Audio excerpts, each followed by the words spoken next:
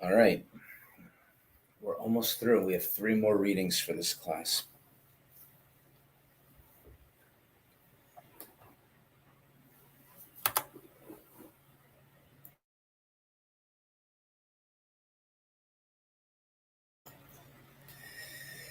Is free will a pseudo problem? We're going to respond to the previous writing, right? C.A. Campbell.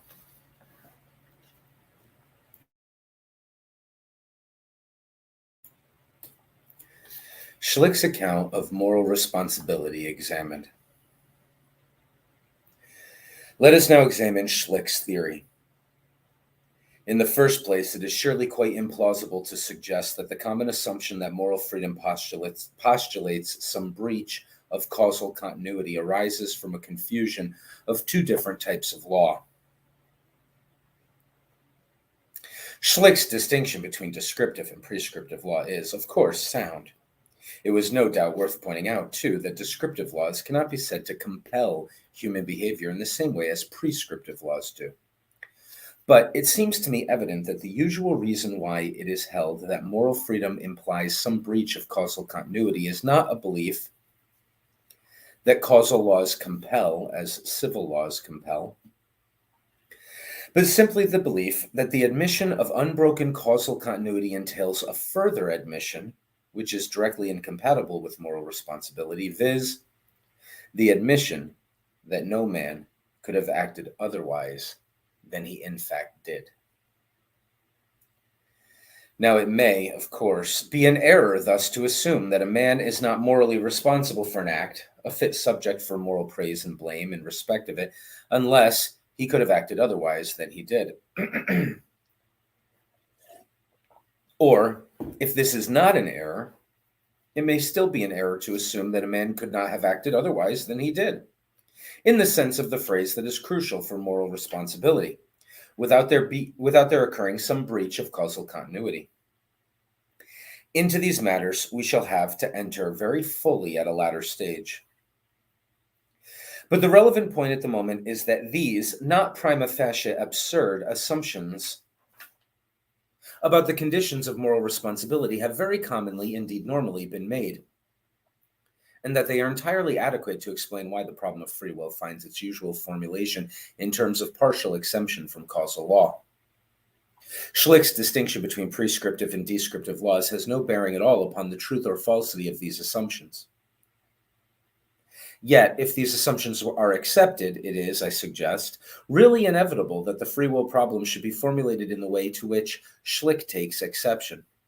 Recognition of the distinction upon which Schlick and his followers lay so much stress cannot make a jot of difference. As we have seen, however, Schlick does later proceed to the much more important business of disputing these common assumptions about the conditions of moral responsibility. He offers us an analysis of moral responsibility which flatly contradicts these assumptions, an analysis according to which the only freedom demanded by morality is a freedom which is compatible with determinism. If this analysis can be sustained, there is certainly no problem of free will in the traditional sense. But it seems a simple matter to show that Schlick's analysis is untenable. Let us test it by Schlick's own claim that it gives us what we mean by moral responsibility in ordinary linguistic usage. We do not ordinarily consider the lower animals to be morally responsible, but ought we not to do so if Schlick is right about what we mean by moral responsibility. It is quite possible, by punishing the dog who absconds with the succulent chops designed for its master's luncheon, favorably to influence its motives in respect of its future behavior in like circumstances. If moral responsibility is to be linked with punishment, as Schlick links it, and punishment conceived as a form of education, we should surely hold the dog morally responsible. The plain fact, of course, is that we don't. We don't because we suppose that the dog couldn't help it, that its action, unlike that we usually believe to be true of human beings, was simply a link in a continuous chain of causes and effects. In other words, we do commonly demand the contra-causal sort of freedom as a condition of moral responsibility.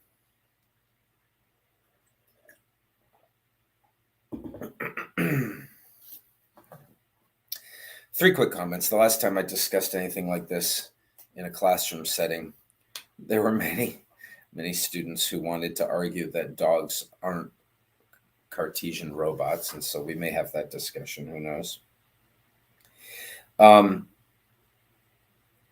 It's important to notice that his complaint about the strength of Schlick's argument, and really his pointing out that the problem with his origin story of why we have the belief that there's a problem here, when really Schlick says there isn't one, is in error, is because he thinks that Schlick is not really saving the kind of morality that we want to think we have.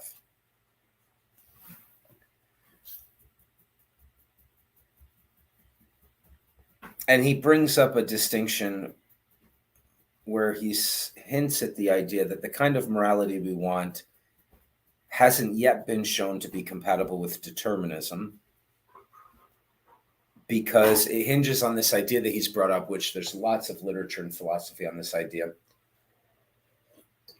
of the phrase could have done otherwise. So we'll keep all that in mind as we see what kind of argument he forms. Let's go.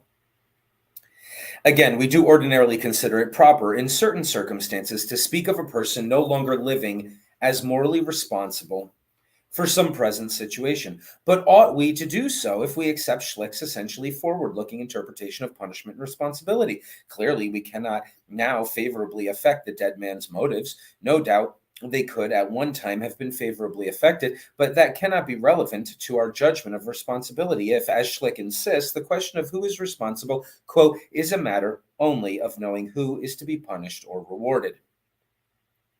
Indeed, he expressly tells us, as we saw earlier, that in asking this question, we are not concerned with a great-grandparent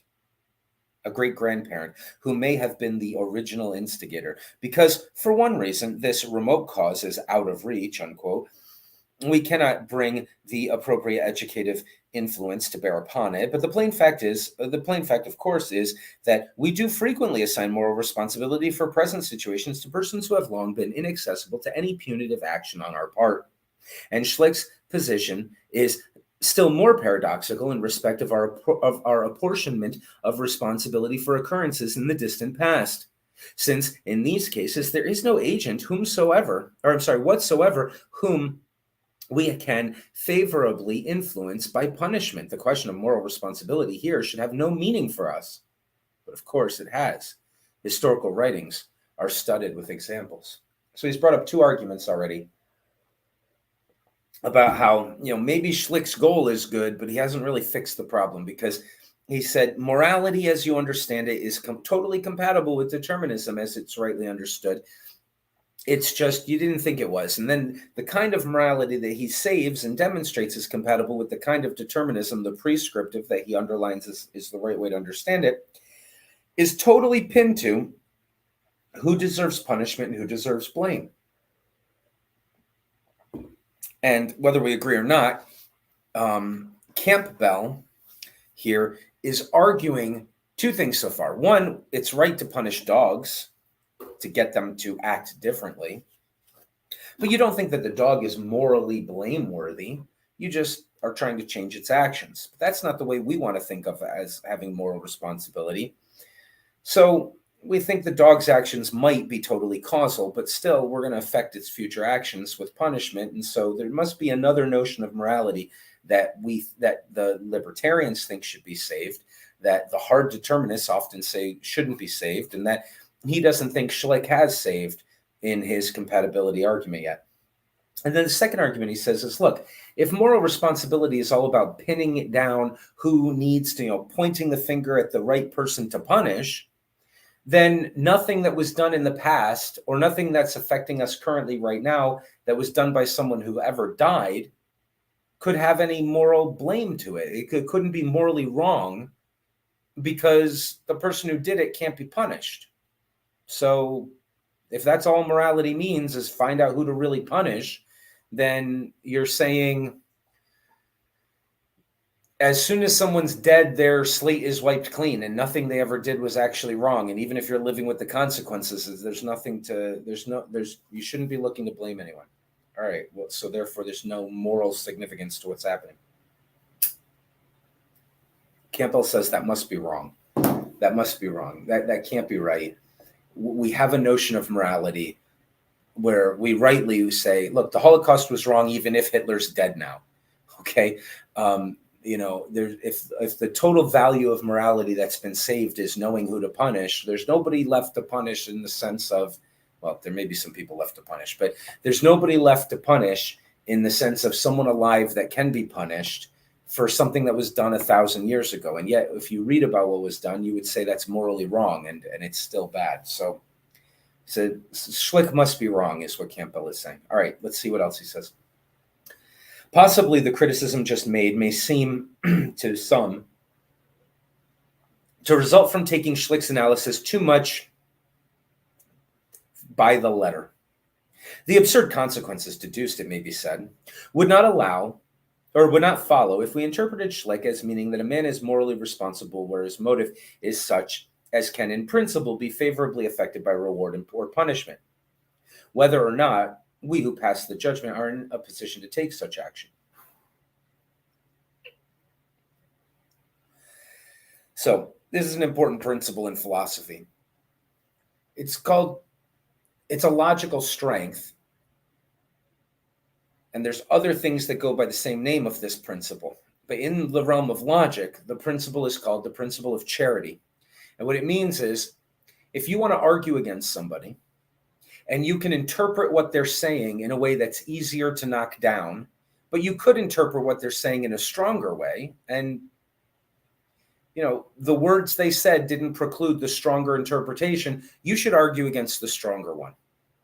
You're wasting your own time and you're not really contributing to the conversation if you argue with the weakest interpretation of what the other person said. This is something that we often don't see in public conversation. But it's really powerful and it's really necessary. It's a logical principle. It's the rules of right thinking dictate that you get good at doing this and say, look, I'm trying to knock this guy down. So why don't I give the strongest possible defense of him that I can see, and then I'll try to knock that down. And then we're in a good position for someone to come back from the other side and say, there's something you didn't think about. And let's have a real good fight instead of a shit one. Okay. So with every desire to be fair to Schlick, I cannot see how he could accept this modification and still retain the essence of his theory. For the essence of his theory seems to be that moral responsibility has its whole meaning and importance for us in relation to our potential control of future conduct in the interests of society. I agree that it is hard to believe that anybody really thinks this, but it is perhaps less hard to believe today than it has ever been before in the history of modern ethics. Again, we ordinarily consider that in certain circumstances, the degree of a man's moral responsibility for an act is affected by considerations of his inherited nature or of his environment or of both. It is our normal habit to make allowances, quote unquote, as we say, when we have reason to believe that a malefactor had a vicious heredity or was nurtured in his formative years in a harmful environment. We say in such cases, poor chap, he is more to be pitied than blamed. We could scarcely expect him to behave like a decent citizen with his parentage or upbringing, unquote. But this extremely common sort of judgment has no point at all if we mean by moral responsibility that what Schlick says that we mean. On that meaning, the degree of a man's moral responsibility must presumably be dependent upon the degree to which we can favorably affect his future motives. Sorry about the cell phone sound. If you're checking your cell phone, it's because I forgot to mute mine again. Which is quite another matter. Now, there is no reason to believe that the motives of a man with a bad heredity or a bad upbringing are either less or more subject to educative influence than those of his more fortunate fellows. Yet it is plain matter of fact that we do commonly consider the degree of a man's moral responsibility to be affected by these two factors. So we have a third argument now. It's an interesting one. Everything he's saying is trying to say what we mean by morality. Let's just look at the way we use the concepts, right? He uses this phrase linguistically common use or ordinary linguistic usage, right? Well, the way we use the words will tell us about what it is we're trying to talk about. And are you really saving that when you say, hey, if we know who to punish, then that's the whole point of the whole thing. And what he says here is, look, the way we talk about morality is we say, let's take into account the guy's, background. Let's, It's less morally reprehensible when a person does a terrible thing for a terrible character, when they've had a bad education and they've had nothing but hardship and horrible things happen to them. We sort of make an allowance, as he says. He says that talk makes no sense if the only point of morality talk is to figure out who needs to be punished.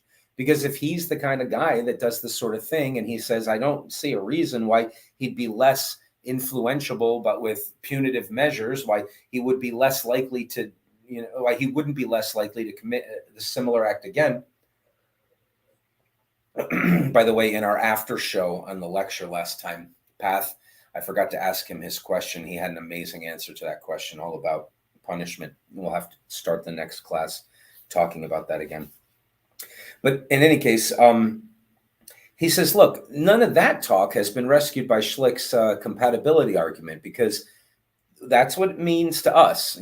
Clearly morality, whatever it means something that you can make allotments for based on a person's upbringing. But if the whole thing is about figuring out who has the motive and whose motives can be affected by punishment, then that talk would be nonsense. So clearly you haven't really rescued morality as we mean it, Schlick.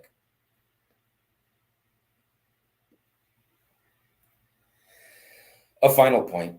The extremity of paradox in Schlick's identification of the question, who is morally blameworthy, with the question, who is to be punished, is apt to be partially concealed from us just because it is our normal habit to include in the meaning of punishment an element of requital for moral transgression,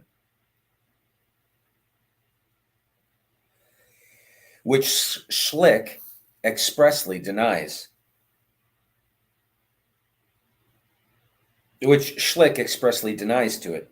On that account, we commonly think of punishment in its strict sense as implying moral blameworthiness in the person punished. But if we remember to mean by punishment what Schlick means by it, a purely educative measure with no retributive ingredients, his identification of the two questions loses such plausibility as it might otherwise have. For clearly, we often think, all right, so I just noticed that the anticipation in Path's question and the conversation we had is exactly what Campbell's referring to here. So we're going to have to start recording the after shows or something, but we'll start the next class with Path's comments again, because Campbell noticed that as well and pointed it out. We won't have that discussion right now, but it's a very interesting one. We often think it proper to punish a person in Schlick's sense, where we are not at all prepared to say that the person is morally blameworthy. We may even think him morally commendable. A case in point would be the unmistakably sincere but muddle-headed person who, at the cost of great suffering to himself, steadfastly pursues as his duty a course which, in our judgment, is fraught with danger to the common weal. We should, most of us, feel entitled, in the public interest, to bring such action to bear upon the man's motives as might induce him to refrain in future from his socially injurious behavior. In other words, to inflict upon him what Schlick would call punishment. But we should, most of us, feel presently or perfectly clear that in so punishing this misguided citizen, we are not proclaiming his moral blameworthiness or moral wickedness. Adopting Schlick's own criterion, then, looking simply, quote, to the matter in which the concept is used, unquote, we seem bound to admit that constantly people do assign moral responsibility where Schlick's theory says they shouldn't, don't assign moral responsibility where Schlick's theory says they should, and assign degrees of moral responsibility where, on Schlick's theory, there should be no difference in degree. I think we may reasonably conclude that Schlick's account of what we mean by moral responsibility breaks down. The rebuttal of Schlick's arguments, however, will not suffice of itself to refute the pseudo-problem theory. The indebtedness to Schlick of most later advocates of the theory may be concealed, but certainly it does not comprehend all of significance that they have to say on the problem. There are recent analyses of the conditions of moral responsibility containing sufficient new matter or sufficient old matter in a more precise and telling form to require of us now something of a fresh start. In the section which follows, I propose to consider some representative samples of these analyses, all of which, of course, are designed to show that the freedom which moral responsibility implies is not, in fact, a contra-causal type of freedom. So he's not done saying Schlick failed to compatibilize these two. He's going to look at a whole bunch of other compatibilists and try to argue with them, perhaps. But before reopening the general question of the nature or maybe agree with them, who knows? But before reopening the general question of the nature and conditions of moral responsibility, there's a caveat which it seems to me worthwhile to enter. The difficulties in the way of a clear answer are not slight, but they are apt to seem a good deal more formidable than they really are because of a common tendency to consider in unduly close association two distinct questions. So there's a big difference. Well, there's a difference we need to notice about these two questions. Is a contra-causal type of freedom implied by moral responsibility? That's one question. And the question, does a contra-causal type of freedom anywhere exist? It seems to me that many philosophers, and I suspect that Moritz Schlick is among them, begin their inquiry with so firm a conviction that the contra-causal sort of freedom nowhere exists, that they find it hard to take very seriously the possibility that it is this sort of freedom that moral responsibility implies. For they are loath to abandon the common sense belief that moral responsibility itself is something real. The implicit reasoning I take to be this: moral responsibility is real. If moral responsibility is real, the freedom implied in it must be a fact. But contra-causal freedom is not a fact. Therefore, contra-causal freedom is not the freedom implied in moral responsibility. I think we should be on our guard against allowing this or some similar train of reasoning, whose premises, after all, are far from indubitable, to seduce us into distorting what we actually find when we set out a direct analysis of moral responsibility and its conditions. Next section is called Ought Implies Can. The pseudo-problem theorists usually and naturally develop their analysis of moral responsibility by way of contrast with a view which, while it has enjoyed a good deal of philosophical support, I can perhaps best describe as the common view. It will be well to remind ourselves, therefore, of the main features of this view. This is a famous formula, and we're going to talk about it when we get into the class. Ought implies can. So far as the meaning, as distinct from the conditions of moral responsibility is concerned, the common view is very simple. If we ask ourselves whether a certain person is morally responsible for a given act, or it may be just in general, what we are considering, it would be said, is whether or not that person is a fit subject upon whom to pass moral judgment, whether he can fittingly be deemed morally good or bad, morally praiseworthy or blameworthy. This does not take us any great way, but, pace Slick, so far as it goes, it does not seem to me seriously disputable. The really interesting and controversial question is about the conditions of moral responsibility, and in particular, the question whether freedom of a contra-causal kind is among these conditions. The answer of the common man to the latter question is that it most certainly is among the conditions. Why does he feel so sure about this? Not, I argued earlier, because the common man supposes that causal law exercises compulsion in the sense that prescriptive laws do, but simply because he does not see how a person can be deemed morally praiseworthy or blameworthy in respect of an act which he could not help performing. From the standpoint of moral praise and blame, he would say, though not necessarily from other standpoints, it is a matter of indifference. Whether it is by reason of some external constraint or by reason of his own given nature that the man could not help doing what he did, it is quite enough to make moral praise and blame futile that in either case there were no genuine alternatives, no open possibilities before the man when he acted. He could not have acted otherwise than he did. And the common man might not unreasonably go on to stress the fact that we all, even if we are linguistic philosophers, do in our actual practice of moral judgment appear to accept the common view.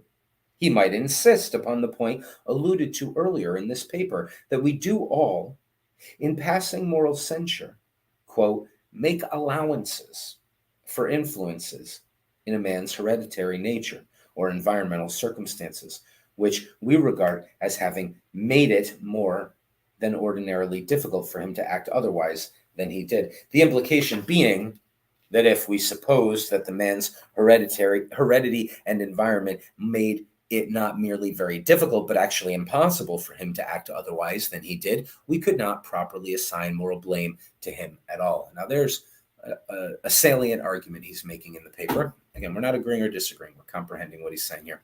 Here's an argument that stands out. Remember, Schlick had said, look, you need this determinism, because you have to be able to draw a connection between a man's likelihood to continue acting in the way he does with the reason that's why we have to punish him, to educate him, to change him to act differently. And that's what all your morality is all about. And he says, there's a spectrum here. The less free the man is, this is Campbell talking now, the less free a man is, the more we make allowances, the less we say he's responsible. So it makes sense that if we say, well, this guy hardly had a chance to live a good life, he's more to be pitied. Perhaps the poor wretch needs to be put in jail. Perhaps he's done really heinous things, and we can't allow him to choose where he sleeps at night or walk freely among the streets. Maybe some people, I'm an abolitionist, but some people would say the man must be put to death. We can't even share the earth with him anymore because of what he's done. Okay.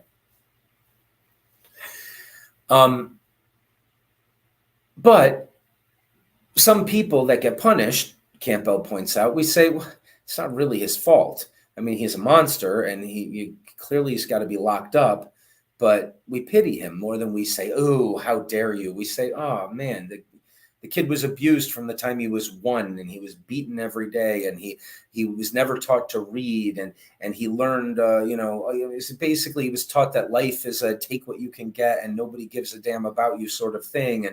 And you say, oh, it's so sad that he had this horrible torture for his upbringing. And it's not like we really think what a man would make such a decision. We think, oh, those parents, how horrible. But we punish the man anyway. And so Campbell is saying, well, so the punishment and the moral responsibility, they don't really go together. And furthermore, the more difficult it is for us to imagine a person being able to be a moral hero in a certain situation, given their past and their upbringing. Maybe they're not completely free. Maybe some of it is their blame, obviously. Some people have just equally as horrible lives and they don't go do those terrible things. And right. So you say you still have some moral responsibility, but you seem to have less to us. We make allowances to some degree, but it's independent from the punishment. He says, well, in that case, if that's our instinct, if our instinct is the less likely we can imagine you being able to just choose something different than, because of your upbringing and your circumstances and whatever, then presumably, if you really couldn't do anything but what you did, we would say you have no moral responsibility anymore. And that's the common man's natural instinct when he talks commonly about morality. And he says, I think we linguistic philosophers need to stop tricking ourselves into being overly clever on all of this. Let's just look at the way we really use the language.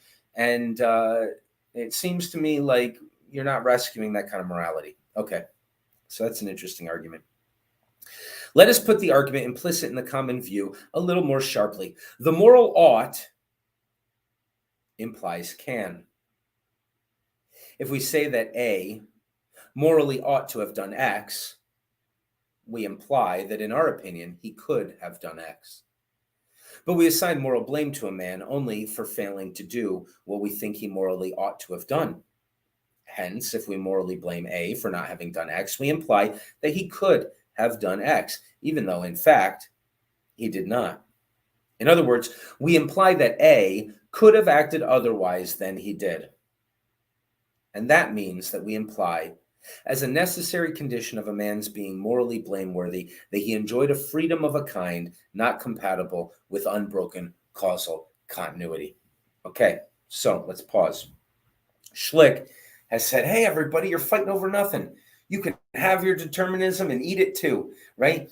In fact, you need it to be morally responsible. It's all about punishment, and this is the main issue of morality, and I'm going to rescue all of that and show how it's necessary that the world behave in a reasonable, predictable kind of way. And Campbell comes along and says, sorry to rain on your parade, but go back to fighting. The war matters. He's saying, look, the real core to moral talk isn't about who to punish. The core about moral talk is the implication that you could have done other than you did. He looks at it from a few angles to suggest this. You may have reasons to argue with it. We're not trying to argue or agree. But he's saying the main point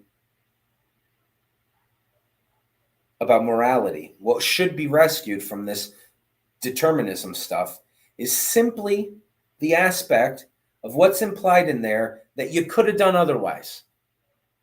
Boo, boo, why didn't you do this instead of that?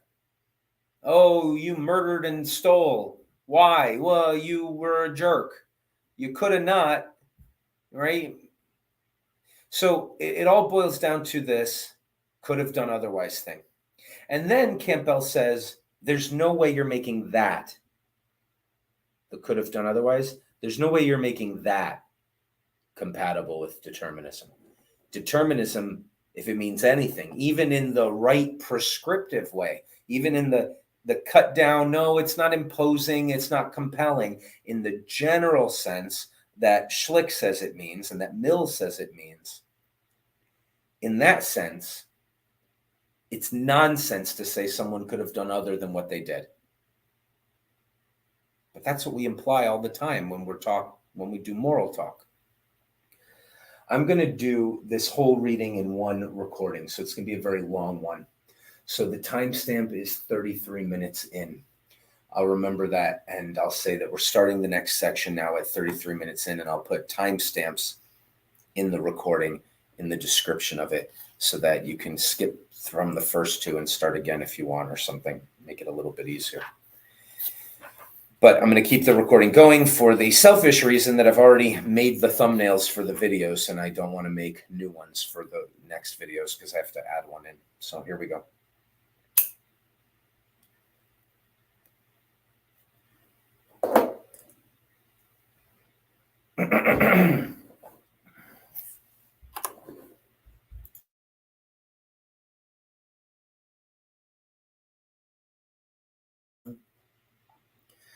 The reflective and the unreflective conception of moral responsibility.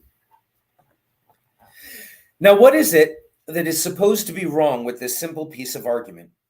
For, of course, it must be rejected by all these philosophers who tell us that the traditional problem of free will is a mere pseudo-problem.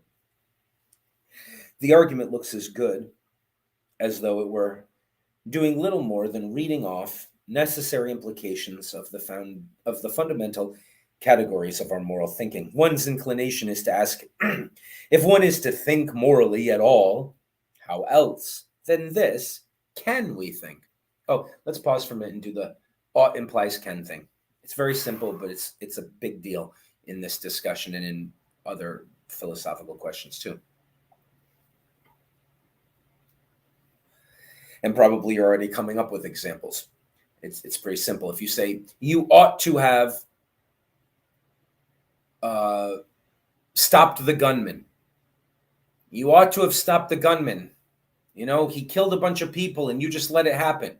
And your response is, I was tied up. I was tied up in a locked trunk in the basement of the building, and then he went on his shooting spree. I couldn't do anything. Oh, well, okay. Sorry, I didn't mean to yell at you for no reason. That's right. It wouldn't make sense. Well, you should have stopped him anyway. No, what are you talking about? If you're going to say you should have, you ought implies that you believe he can, right? How ridiculous to have an ought when it's impossible. You ought to fly to the moon by flapping your arms. No, I might be the right thing to do one day, but I can't. So I don't ought to do that, right? You don't tell me I ought to. You don't ought me if I can't do the thing. That's the whole idea. Okay. So where were we? One's inclination is to ask if one is to think morally at all. How else than this can we think? So is there any other way to think about morality besides, you really have choices that are, as William James says, that the possibilities are real. In point of fact, there's pretty good general agreement among the contemporary critics as to what is wrong with the argument. Their answer in general terms is as follows. No doubt A's moral responsibility does imply that he could have acted otherwise, but this expression, could have acted otherwise, stands in dire need of analysis. When we analyze it, we find that it is not, as is so often supposed, simple and unambiguous, and we find that in some, at least, of its possible meanings, it implies no breach of the causal continuity between character and conduct. Having got this clear, we can further discern that only in one of these latter meanings is there any compulsion upon our moral thinking to assert that if A is morally blameworthy for an act A, quote, could have acted otherwise than he did. It follows that contrary to common belief, our moral thinking does not require us to posit a contra-causal freedom as a condition of moral responsibility, right? So he's really trying to say, go back to the original start of the argument. If determinism is true, there's no morality. There's no moral responsibility. If moral responsibility is true, there's no determinism, right? I think that I'm using the terms correctly, that the logical corollary of if D then not M, if determinism then not morality, is not D and M, right? Whatever we know, you can't have both of those. And he's trying to say you can't have both of those. So he defines morality as, okay, look, whatever kind of morality you're rescuing, I want you to rescue the kind that is incompatible with, he calls it contra-causal moral responsibility, contra-causal freedom. I say that that's probably what freedom really means, something that isn't caused. And so otherwise, none of our talk about could have done otherwise makes any sense. And so the ought, the moral part, is meaningless because you have to have the can to have the ought. And so we'll see where he goes with that. So much of importance obviously turns upon the validity or otherwise of this line of criticism that we must examine it in some detail and with express regard to the imprissima verba of the critics. So now he's going to look at some of these compatibilists who try to make this argument like, yeah, okay, I know what you're saying, but could have done otherwise can mean a few different things. And all but one of them is compatible with determinism. So you don't need, let's re-understand what we mean by could have done otherwise. You can have your can and also be forced to do it, or also be determined to do it at the same time. And so you can still have your ought also. So now he's going to look at a bunch of compatibilists who make this argument, presumably to argue against them. In the course of a recent article in Mind, excuse me, entitled Free Will and Moral Responsibility, Mr. Noel Smith, you can find that on the website, having earlier affirmed his belief that, quote, the traditional problem has been solved, explains very concisely the nature of the confusion which, as he thinks, has led to the demand for a contracausal freedom. He begins by frankly recognizing that, quote, it is evident that one of the necessary conditions of moral action is that the agent could have acted otherwise. And he adds, it is to this fact that the libertarian is drawing attention. Then, after showing unexceptionally, I think, how the relationship of ought to can warrants the proposition which he has accepted as evident, and how it induces the libertarian to assert the existence of action that is uncaused, he proceeds to point out in a crucial passage the nature of the libertarian's error. Quote again, the fallacy in the argument, he contends, so that's in the quote. So, the fallacy of the argument, he contends, lies in supposing that when we say A could have acted otherwise, we mean that A, being what he was and being placed in the circumstances in which he was placed, could have done something other than what he did. But in fact, we never do mean this. It's a quote within a quote within a quote, but you follow. What then do we mean here by A could have acted otherwise? Mr. Noel Smith does not tell us in so many words, but the passage I have quoted leaves little doubt how he would answer. What we really mean by the expression he implies is not a categorical, but a hypothetical proposition. We mean A could have acted otherwise if he did not happen to be what in fact he was, or if he were placed in circumstances other than those in which he was in fact placed, something like that. Now, these propositions, it is easy to see, are in no way incompatible with acceptance of the causal principle in its full rigor. Accordingly, the claim that our fundamental moral thinking obliges us to assert a contracausal freedom as a condition of moral responsibility is disproved. Such is the analytical solution of our problem offered. With obvious confidence. I love how sarcastic this guy is. By one able philosopher of today, and entirely representative of, maybe sarcasm's not the right word, but he's snarky, and entirely representative of the views of many other able philosophers. Yet I make bold to say that its falsity stares one in the face. It seems perfectly plain that the hypothetical propositions which Mr. Noel Smith proposes to substitute for the categorical proposition cannot express what we really mean in this context by A could have acted otherwise, for the simple reason that these hypothetical propositions have no bearing whatsoever upon the question of the moral responsibility of A. It is A whose moral responsibility we are talking about. A definite person A with a definitive character and in a definitive set of circumstances. What conceivable significance could it have for our attitude to A's responsibility to know that someone with a different character, or A with a different character, if that collocation of words has any meaning, or A in a different set of circumstances from those in which A, as we are concerned with him, was in fact placed, could have acted otherwise. No doubt this supposititious being could have acted otherwise than the definitive person A acted. But the point is that where we are reflecting, as we are supposed in this context to be reflecting, upon the question of A's moral responsibility, our interest in this supposititious being is precisely nil. The two hypothetical propositions suggested in Mr. Noel Smith's account of the matter do not, however, exhaust the speculations that have been made along these lines. Yet another very common suggestion by the analysts is that what we really mean by A could have acted otherwise is A could have acted otherwise if he had willed or chosen otherwise. This was among the suggestions offered by G.E. Moore in the well-known chapter on free will in his Ethics. It is, I think, the suggestion he most strongly favored, though it is fair to add that neither about this nor about any other of his suggestions is Moore in the least dogmatic. He does claim, for, I think, convincing reasons, that, quote, we very often mean we by could merely would, if so-and-so had chosen. And he concludes, I must confess that I cannot feel certain that this may not be all that we usually mean and understand by the assertion that we have free will. This third hypothetical proposition appears to enjoy also the support of Mr. C.L. Stevenson. Mr.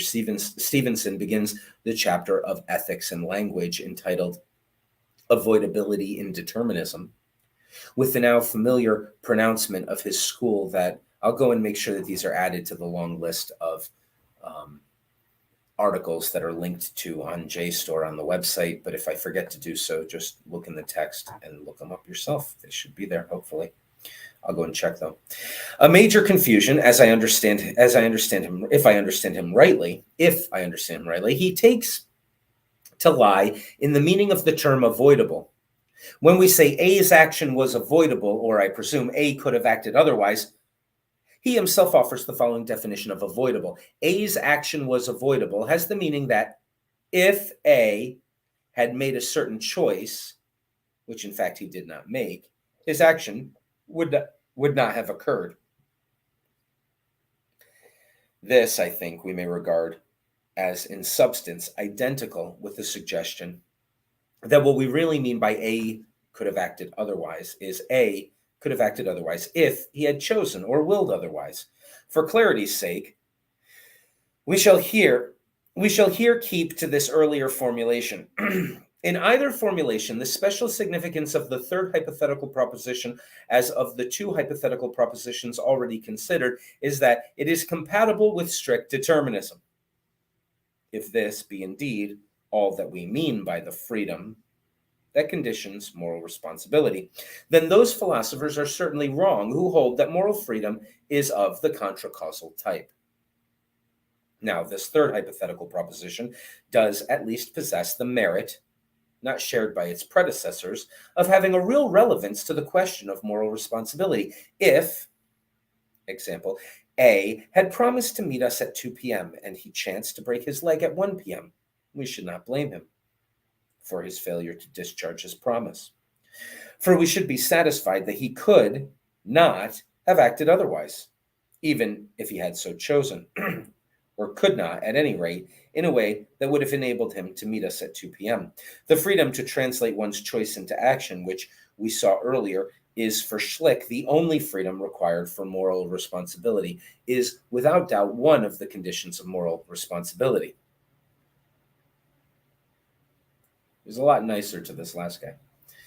But it seems easy to show that this third hypothetical proposition does not exhaust what we mean, and sometimes is not even part of what we mean by the expression could have acted otherwise.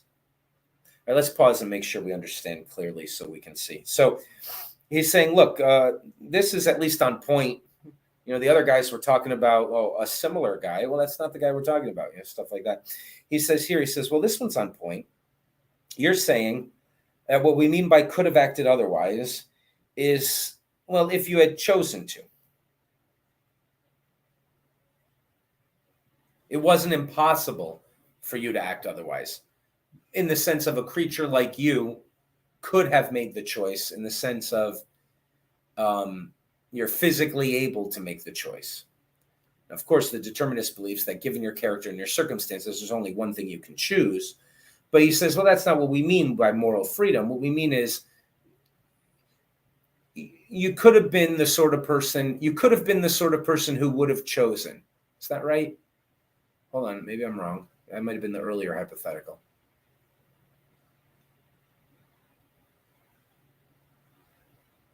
Yeah, I think he's saying that the determinist and the compatibilist who wants to embrace determinism actually lost sight of what we mean by morality when he says that. Okay, so what he's really saying is just you're the sort of creature that often makes the right choice, something like that. You're the sort of creature that has the ability to make the right choice generally. Like it's not impossible for you to do the right thing here, except that you're exactly your character didn't and so couldn't in that circumstance.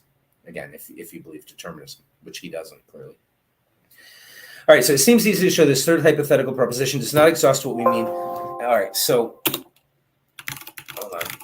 I'll let this go to sleep here. All right. So he says, look, that's fine. At least it's on point. However, it's please work. There we go. However, it's not really what we mean all the time, and sometimes we don't mean it at all. So let's see if you can make that case.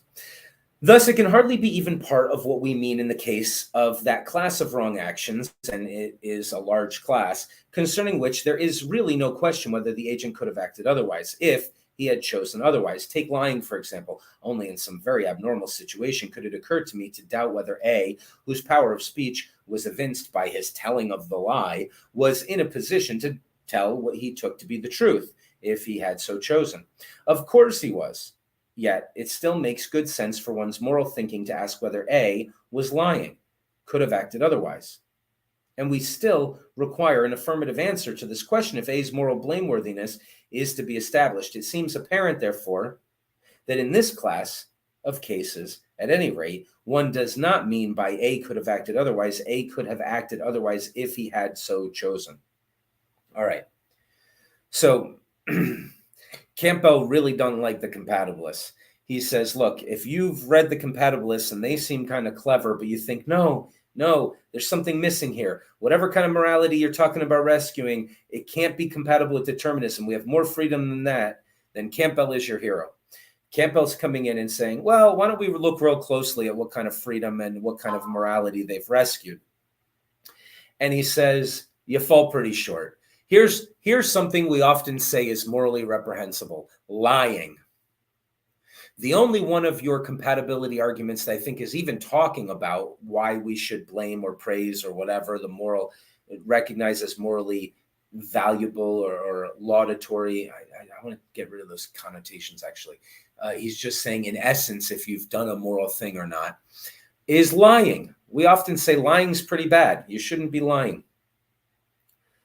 And he says the only argument that's even on point is the one that says, well, you're the sort of creature that could have done otherwise. Well, when you lie, you could have told the truth. Everybody who lies, he says, shows by their speaking false words or words they believe to be false or words that they know are false, the ability to speak other words that they think are the truth. So every instance of lying is not an instance where you could even possibly have been restrained from speaking, right? It's not impossible to tell the truth. So whatever kind of morality you rescued, it seems like you didn't rescue stuff that would allow us to consider lying as immoral, because we still want to know, could you have done otherwise? Could you have done otherwise than lie? And what we mean by that is, given your character and the situation you are in, can you do anything other than what's determined by those two things? Because you can't if determinism is true. That type of determinism means when you lie, you're just sort of forced to lie if that determinism is true, which means we've lost a sense of morality that he thinks we should rescue, right? Only Paul Ray so far, and maybe Buckle, think we don't need it. All right. What then does one mean in this case of cases, in this class of cases by A could have acted otherwise?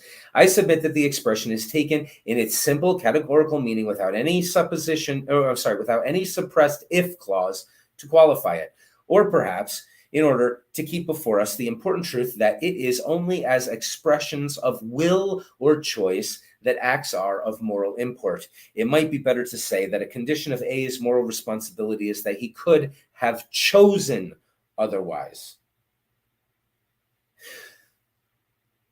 So that's interesting, right? You could have done otherwise. Well, I don't know. Well, could you have chosen otherwise? The determinist would have to say no. You chose what you were destined to choose by your situation and your character and your background and your history and your makeup, none of which you chose. They all determined what you chose.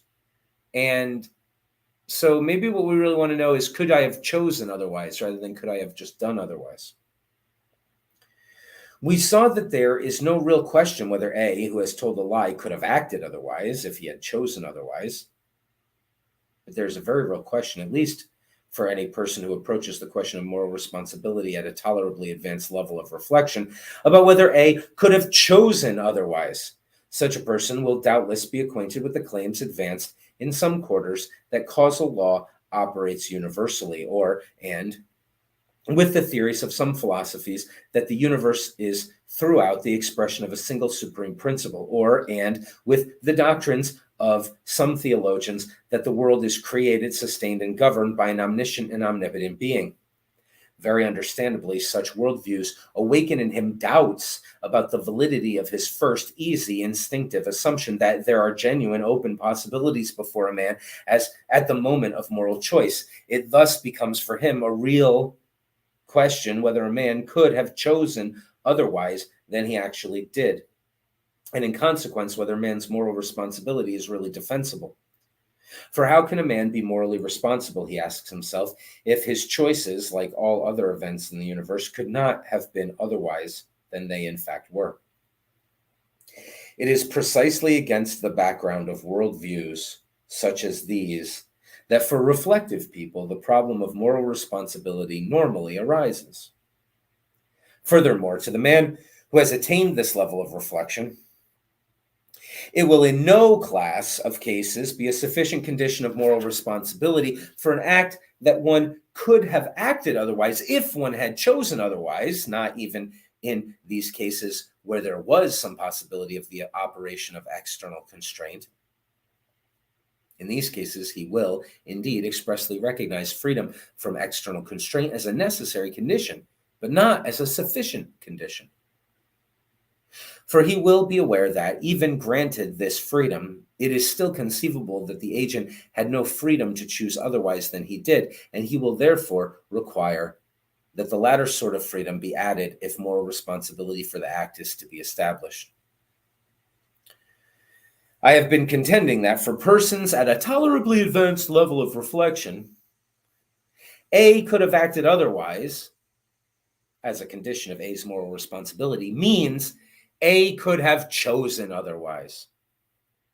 The qualification italicized is of some importance. The qualification italicized is his tolerably advanced level of reflection. That's the italics part.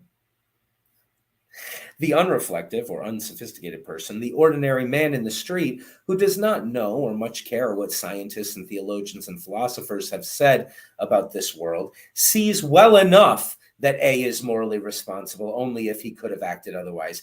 But in his intellectual innocence, he will very probably envisage nothing capable of preventing A from having acted otherwise except some material impediment, like the broken leg in the example above. Accordingly, for the unreflective person, A could have acted otherwise as a condition of moral responsibility is apt to mean no more than A could have acted otherwise if he had so chosen. So the common man gets it, and we're all debating this minutia here just because some people aren't, I thought he was talking about the other philosophers, aren't sufficiently reflective. he just kept putting that qualifier in for a totally different reason, which is why I was rolling my eyes, but because I thought it was the other reason. He was just saying, look, this only matters to those of us who are actually arguing about the angels on the head of a pin to some degree. Not that the conversation doesn't matter, but he's saying, look, we're parsing these words here because it matters. There's something really important here. And I'm trying to say you have to have the ability to will other than you willed, and determinism precludes that. So contra-causal freedom must exist if morality is meaningful. And if it doesn't exist, then morality isn't meaningful, right? He's arguing about something he thinks is important, but he keeps putting this qualifier in because he keeps trying to say, look, the common man kind of already understands this, and you shouldn't confuse our careful use of language with what other people are saying. It's not enough for you to say, well, he could have acted otherwise is all that matters, and I'll interpret that as meaning he wasn't physically stopped from acting otherwise. No, the common man, when he says that, means he could have acted otherwise if he had chosen to. Really, what we should be talking about is, could he have chosen to act otherwise? And that's what everybody understands when they say it. So stop playing this hat trick game. Okay. It would appear then that the view now favored by many philosophers that the freedom required for moral responsibility is merely freedom from external constraint is a view which they share only with the less reflective type of layman. Oh, great. Yet it should Excuse me. Yet it should be plain that on a matter of this sort, the view of the unreflective person is of little value by comparison with the view of the reflective person. There are some contexts, no doubt, in which lack of sophistication is an asset, but this is not one of them. The question at issue here is as to the kind of impediments which might have prevented a man from acting otherwise than he in fact did. And on this question, I'm going to make a note about the tone. It's so sassy, and I really love it because if there's ever an appropriate time for some sassiness, it's when a philosopher thinks that he's clearly sorted something out that 98% of the other philosophers are on the other side of, right? That's an important time to not come as some sort of cringing apologist. Right? It fits, and I'm enjoying the hell out of it. We'll finish this. Let me just turn the light on. Oh, I unplugged the light by accident. Let's plug in the light and turn on the light. See, turning the switch to turn on the light was necessary to turn on the light, but it wasn't sufficient because I had earlier accidentally unplugged the light. So necessary and sufficient is an important phrase we'll talk about in the class, and he uses it's a philosophical tool, and we'll talk about it in the class, but he just used it in this thing. So we'll discuss it there. Okay, let's continue. We're almost done. The question at issue here is what kind of impediments? I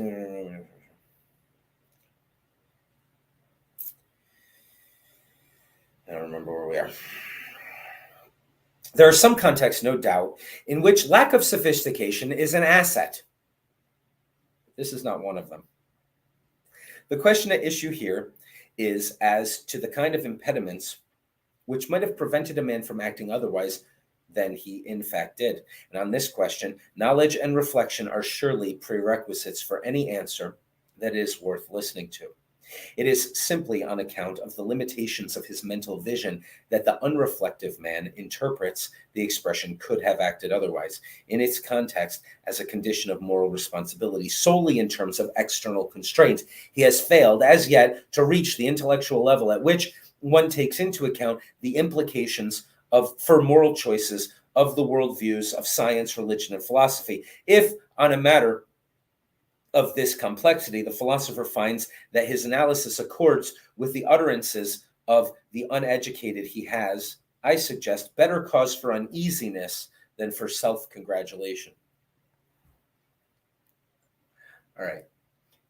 I'm just going to underline the sassiness of what he's saying here really quickly. He's saying, not only does the average man get this, but only the stupidest people out there think what the sophisticated philosophers are trying to argue. All of this compatibilist bullshit. Look, we've cut it into such small pieces. Oh, well, what if the phrase could have done otherwise means this? What if it's all about moral responsibility? He says, look, let me show you what it's all about. It's about whether or not the man could have chosen differently, or if your determinism, as you've rightly understood, Mill and Schlick, everybody knows it's prescriptive and not it's descriptive and not prescriptive, and that was very important. It's good that we discovered that. And of morality, what matters? He says, look,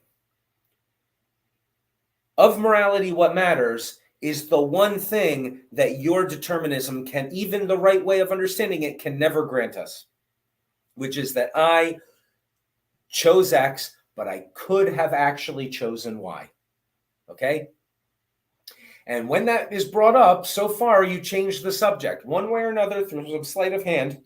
One guy will do it this way, one guy will do it that way, and he mocks them for it, what they do. He says, well, hypothetically, what it really means is this. He says, look, the only thing that's left to you that makes any sense from that camp is the idea that what you mean is he could have acted otherwise, meaning he wasn't restrained from acting otherwise. But that's not what the average intelligent person, even below average intelligent person, he doesn't even say intelligent, he says reflective, right? So he's basically saying people with a very, very low IQ who think about anything understand how wrong you are about this. They understand that when they're mad at someone for acting the wrong way, it's because they're mad that they chose to act that way. And so what he's saying is morality talk is either a total waste of time and utter nonsense, or we actually can choose things different than the things we choose, which means your rightly understood descriptive instead of prescriptive understanding of causality must still be wrong, and we must have contra-causal freedom, or there is no morality. One of the two. The conditional stands. If D, then no M. Right? That is still there. And all the compatibilists, remember, are arguing, no, you can have your cake and eat it too. You can have your cake and eat it too. And so the Sassinist they says, all reflective people know that's not the case. I don't mean all sophisticated intellectual philosophers of linguistics who are analyzing all this stuff you guys are doing to try to tap dance and save morality and keep determinism at the same time. You're all lost. But let's read this lesson. It's, if on a matter of this complexity, the philosopher finds that his analysis accords with the utterances of the uneducated, he has, I suggest, better cause for uneasiness than for self-congratulations. He says, look, your conclusions are absurd. I can point out why. I can say what you're doing wrong, and I can say this is what really matters, and I've done that. But you really should stop congratulating yourself for saving determinism and morality at the same time, when every common person who thinks, I mean, I like it better when he didn't say uneducated, where earlier he was saying reflective, reflexive, reflective, or reflection, he spells with an X. Reflective people. Anybody who's put any thought into it at all knows that, it's not about somebody forced you to do something. It's about whether or not you chose to do it that makes me like or dislike you and feel like you're morally blameworthy or praiseworthy or something. All right. But he thinks he's shown that is in fact true. So he doesn't say, oh, don't do all of that silly little careful analysis of words. He does a serious careful analysis of words and comes to the conclusion that all of this other stuff with that was just for sleight of hand. Or that was the effect it produced anyway. This concludes the main part of, that's a redundancy, the effect of sleight of hand. The accomplishment of all that careful analysis was nothing more than to help us be confused into thinking we solved the problem when we hadn't. This concludes the main part of what it seems to me necessary to say to answer the pseudo-problem theorists. My object so far has been to expose the falsity of those innovations, chiefly positivist, in the way of argument and analysis, which are supposed by many to have made it impossible any longer to formulate the problem of free will in the traditional manner. So this is fun. One of the other nice lenses through which to look at this article, again, we're not trying to agree with him, but one of the nice lenses is philosophers want the argument to continue, and there was a moment where these compatibilists, which he's calling pseudo-problemists, and we can now see that those two terms are really for the same camp, and they're just, one's maybe what you accuse someone of being, although, I don't know. They mean the same thing generally. In any case, about them is that they seem to think that they had solved the problem. Hey, we solved the problem of free will and determinism. Oh, we looked at the language so carefully, we analyzed what it really meant, and we discovered we have them both. We have them both. And, well, philosophers aren't supposed to want the arguments to be over. They're supposed to want them to get more sophisticated. And luckily, there's always a philosopher to come along, like Campbell, to say, oh, the problem's solved, just cleaning up. Oh, the compatibilists win the day. The determinists, the hard determinists have lost. The metaphysical libertarians have lost. It's the compatibilists who won the whole thing. Hooray, they've shown us that you can have them both. I could get everyone fighting again. Campbell says, let me show you how you've done nothing and how you're wrong, and I'll use your analytical methods and all of that. I'm not going to not do it. I'll parse the words and cut it apart. But I'm going to show everybody start fighting again. The truce is over. The determinists could be right, the hard determinists, or the metaphysical libertarians, which it sounds like Campbell is. So he revives the whole thing right when some people were celebrating and congratulating themselves that they had solved the problem. My contention is that, at least so far as these innovations are concerned, the simple time-honored argument still holds from the nature of the moral ought to the conclusion that moral responsibility implies a contra-causal type of freedom.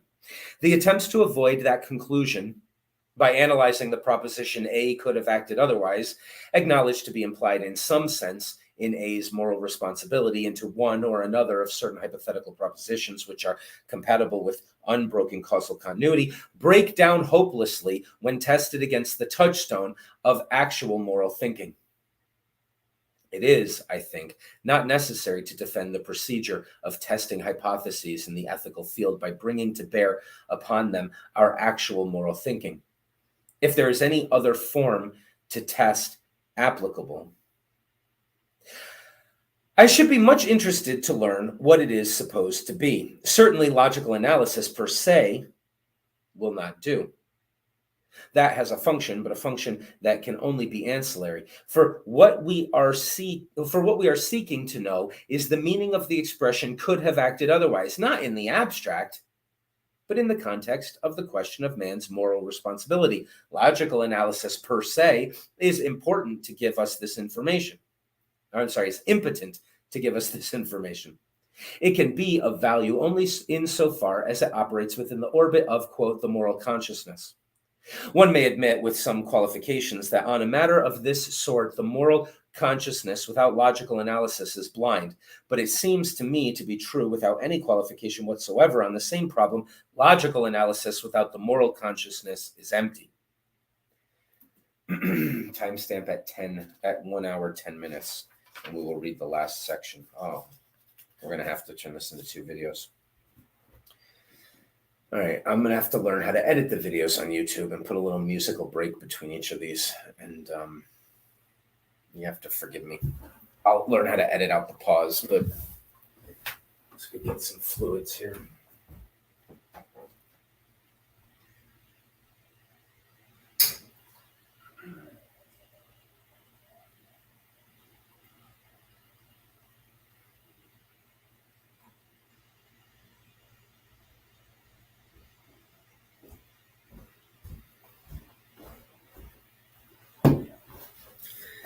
I love that picture. I love that picture of, I'll probably edit all this out, but I really love that picture that we've had from the beginning where it's the determinists, the hard determinists. They've got their cannons. They're ready to take on all comers. We know the world is understandable by us and you can't have freedom. That's chaos. That's random. No, the laws of physics don't cease to exist at your skull.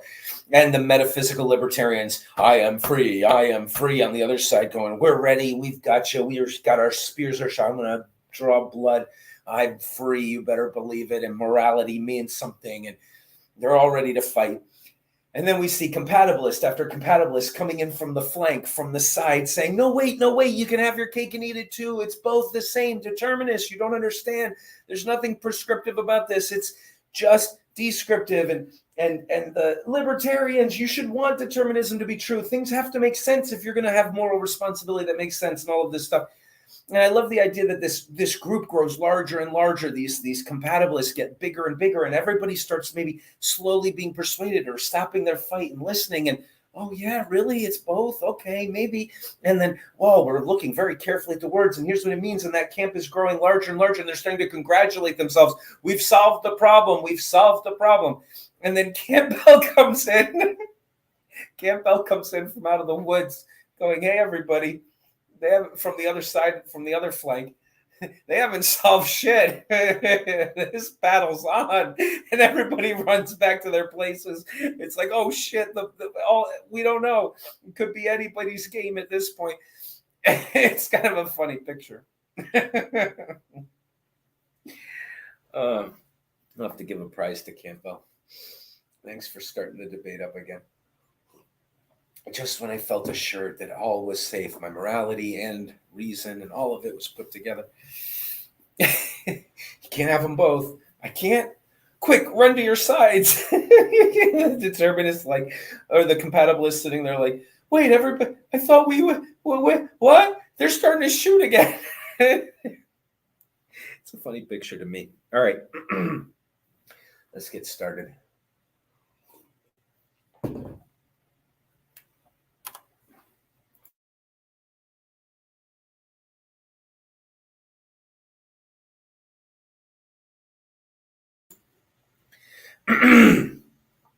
Contra-causal freedom and creativity. And creative activity.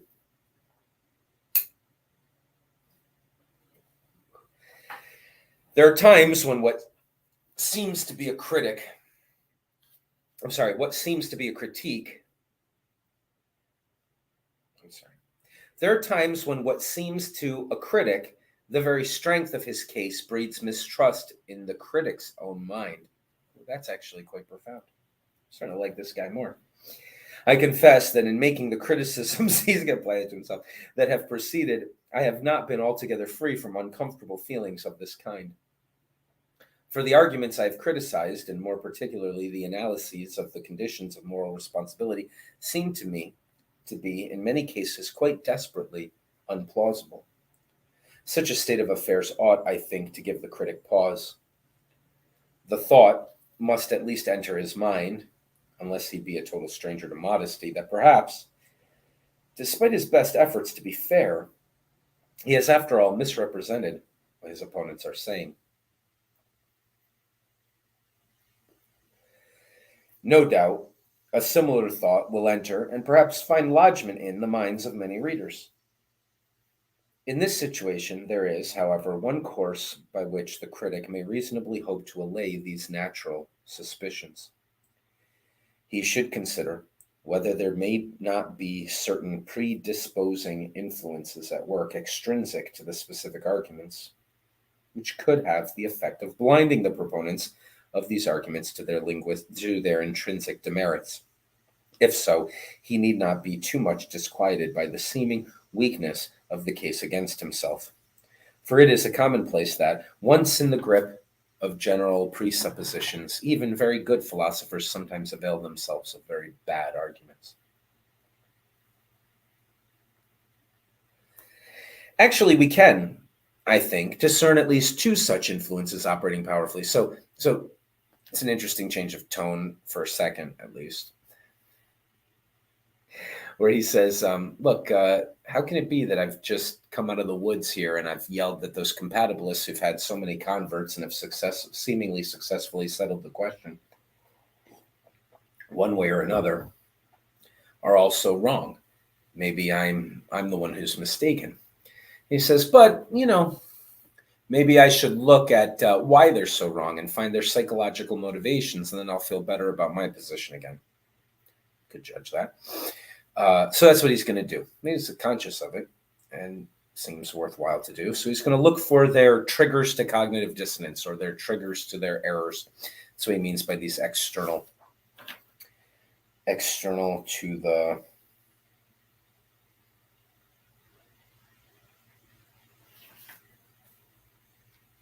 wherever he said it. Extrinsic. That's what he means by extrinsic to the specific arguments. He's going to look for things outside the arguments now that are motivating everybody else to be so wrong. Actually, we can, I think, discern at least two such influences operating powerfully in the case before us. One is sympathy with the general tenets of positivism. The other is the conviction already alluded to that man does not in fact possess a contracausal type of freedom, whence follows a strong presumption that no such freedom is necessary to moral responsibility. ...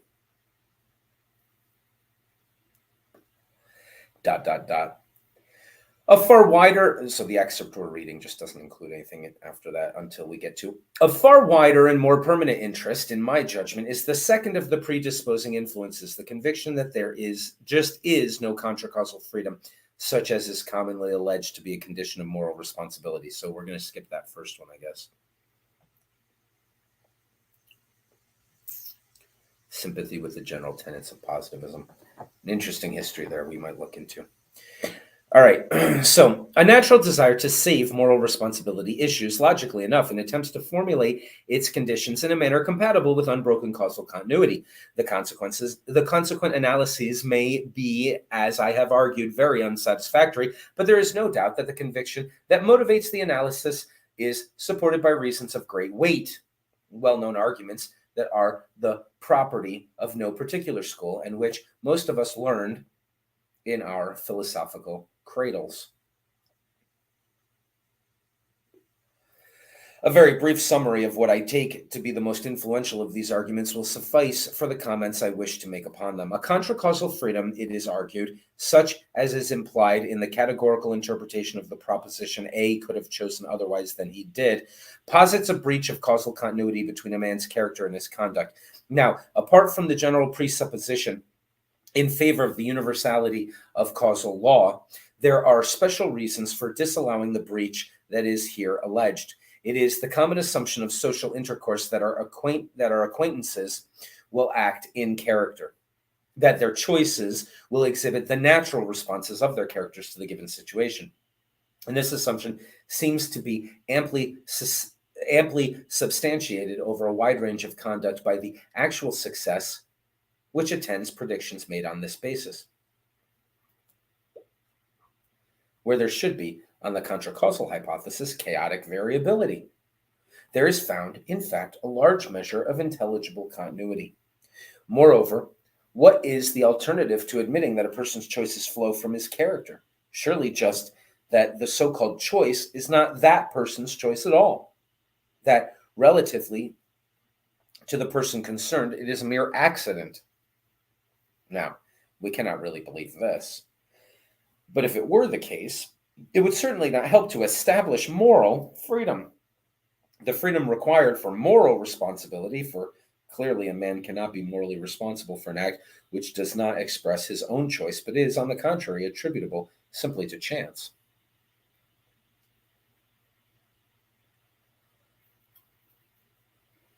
These are clearly considerations worthy of all respect. It is not surprising if they have played a big part in persuading people to respond sympathetically to the view that free will, in its usual contra-causal formulation, is a pseudo-problem. A full answer to them is obviously not practicable in what is little more than an appendix to the body of this paper, but I am hopeful that something can be said, even in a little space, to show that they are very far from being as conclusive against a contra-causal freedom as they are often supposed to be. To begin with, the less troublesome of the two main objections indicated, the objection that the break in causal continuity which free will involves is inconsistent with the predictability of conduct on the basis of the agent's own character. All that is necessary to meet this objection, I suggest, is the frank recognition, which is perfectly open to the libertarian, that there's a wide area of human conduct determinable on clear general principles within which free will does not effectively operate. The most important of these general principles, I have no space to deal here with the others, has often enough been stated by libertarians. Free will does not operate in these practical situations in which no conflict arises in the agent's mind between what he conceives to be his duty and what he feels to be his strongest desire. It does not operate here because there just is no occasion for it to operate. There is no reason whatever why the agent should here even contemplate choosing any course other than that prescribed by his strongest desire. Is that true?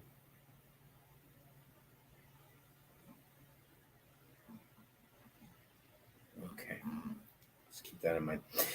In all such situations, therefore, he naturally wills in accordance with strongest desire. But his strongest desire is simply the specific ad hoc expression of that system of cognitive and emotional dispositions which we call his character. In all such situations, therefore, whatever may be the case elsewhere, his will is in effect determined by his character as so far formed. Now, when we bear in mind that there are an almost immeasurably greater number of situations in a man's life that conform to this pattern, then there are situations in which an agent is aware of a conflict between strongest desire and duty. It is apparent that a libertarianism which accepts the limitation of free will to the latter type of situation is not open to the stock objection on the score of predictability.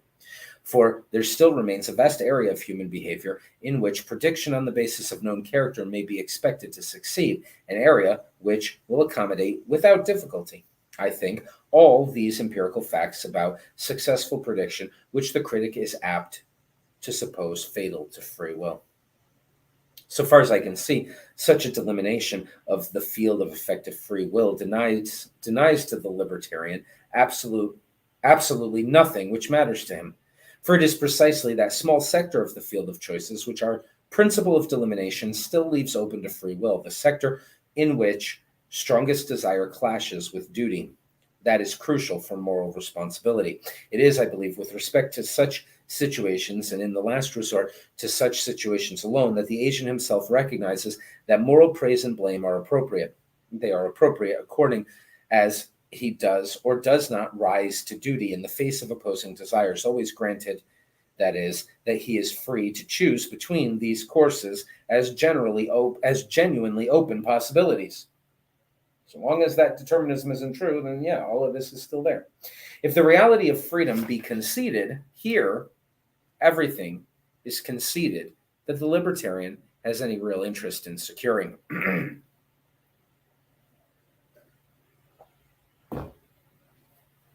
But of course, the most vital question is, can the reality of freedom be conceded even here? In particular, can the standard objection be met, which we stated, that if the person's choice does not, in these situations as elsewhere, flow from his character, then it is not that person's choice at all. This is perhaps, of all the objections to the contracausal freedom, the one which is generally felt to be the most conclusive. For the assumption upon which it is based, viz., all right, let's just be clear what he's talking about. Paul Ray predicted all of this. The hard determinist we looked at first. Scott Adams very brilliantly says this often when he's debating this topic online. He says, look, okay, I get it. You have a big moral struggle between your willpower and what you want to do. My determinism incorporates all of that. It totally overshadows all of that. Your free will exists to the degree that you were born with certain inclinations, you had a certain education and the situation that you're in and the situations you've been in before. And so however that battle between, oh, I should do this, oh, but I want to do this, oh, but I should do this. If you choose this or if you choose that, that's what you had to do, in the sense of it tells me about your character. And of course, that's how we think about it, right? The great moral hero isn't telling us nothing about his character when he acts in a great moral struggle the right way, right? In fact, the determinist would say, we just have another piece of evidence about his character. It's greater than we thought it was. Wow, that's really praiseworthy. I predict he'll continue acting like that in the future. Give him another moral challenge. He's pretty strong, right? But it's all predictable because determinism overshadows it all. And so obviously the determinism principle is bigger still and overarching on all of that, which means if you want your moral responsibility, his contracausal kind, you might be forced to run back to those poor cringing compatibilists who he's now laid waste to, right? He just got rid of all that safe space where you could say, well, that overarching principle is very, very descriptive, isn't it? And no one's denying that because, of course, we need that to be true. He says, no, what you need is contracausal freedom. You need, Campbell is saying, you need a kind of freedom that is not determined. But he says, isn't it true that the objection to that would be, well, then you won't learn anything about a person's character right when they're exhibiting it the most, when they're doing a morally great thing. That's where you couldn't possibly predict what they would do. And so does it tell you about their character? Does it help you to predict other things? I mean, why is this contracausal? Why is this independent from determinism? So that's a pretty good objection, he says, or it's the one that's felt generally to be the most conclusive. Let's see how he answers it. For the assumption upon which it is based, viz., that no intelligible meaning can attach to the claim that an act which is not an expression of the self's character may nevertheless be the self's act, is apt to be regarded as self-evident.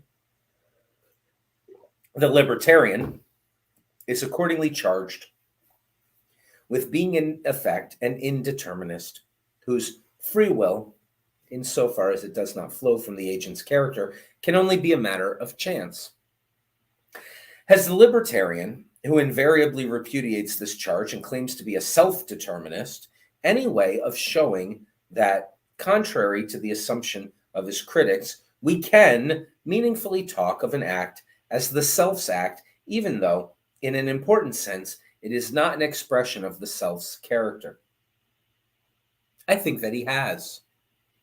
I want to suggest that what prevents the critics from finding a meaning in this way of talking is that they are looking for it in the wrong way, or better, perhaps, with the wrong orientation.